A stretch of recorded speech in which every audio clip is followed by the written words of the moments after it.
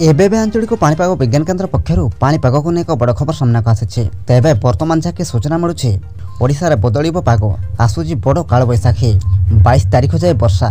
तेबे यहाकू नहीं पाणीपाग विभाग बा एमडी तरफ कौन रही रिपोर्ट संपूर्ण अपडेट यही भिडियो माध्यम जाना किंतु ता पूर्व भिडियो को गोटे लाइक करंतु और भिडियोटी को आपण सांगसाथी मान अधिक अधिक मात्रा शेयर करंतु। जदि आम चैनल आपण प्रथम थर भिडियो देखुंती ताहले एबे ही चैनल को सब्सक्राइब करी पाखरे थवा बेल आइकन को प्रेस करी ऑल नोटिफिकेशन ऑन कर रखंतु एवं आपण माने एही भिडियोटी को केउ जिल्ला देखुचंती आमको निहाती भाबरे गोटिया कमेंट करी जणांतु। तेबे वर्तमान जहाँकि सूचना मिलूँ तातीरू मिलिबा आश्वस्ति कमिबो खरा और गुड़गुड़ी राज्य में कालबैशाखी हेबा नै पूर्वानुमान करिछि आंचलिक पाणीपाग विभाग। बंगोपसागर अंचल में गुरुचाप थिबारु बदलिबो पाणीपागर मिजाज राज्यर किछि जिल्ला रे कालबैशाखी वर्षा हेबो एने आकलन करिछि भुवनेश्वर स्थित आंचलिक पाणीपाग विभाग। राज्य में वर्षा हेबो कमिबो तापमात्रा कमिबो गुड़गुड़ी राज्य में 19 तारिख आरंभ हेबो वर्षा अर्थात 2 दिन पर पागरे परिवर्तन आसिबो। 19 तारिख 22 तारिख जाए राज्य में कालबैशाखीर प्रभाव देखा मिलिबो।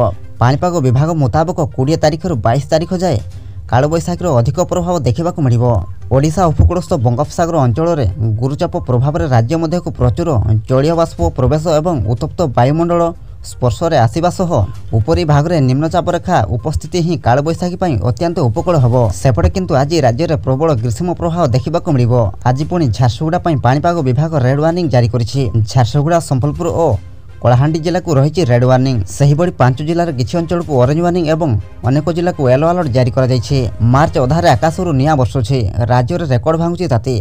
क्रमागत द्वितीय दिन गतकाली बौद्ध थिला देशर सबुठु उत्तप्त सहर। गतकाली बौद्धर तापमात्रा थिला 43.6 डिग्री सेल्सियस 42 डिग्री सह झारसुगुड़ा पालटिथिला देशर द्वितीय उत्तप्त सहर।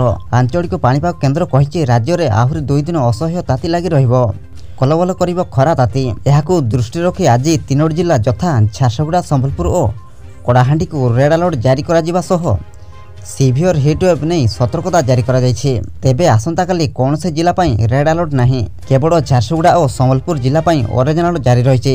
सेहिपरि 19 तारिख पाग बदलिबा नहीं आकलन करिछि पाणीपाग विभाग।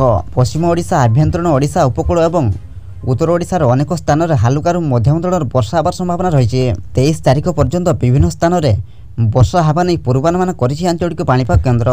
23 तारिख पर्यंत विभिन्न स्थान में बिजुली घड़घड़ी सहित प्रबल वर्षा हेबार संभावना रही। सेथिपाई आपण माने अलर्ट रुहंतु।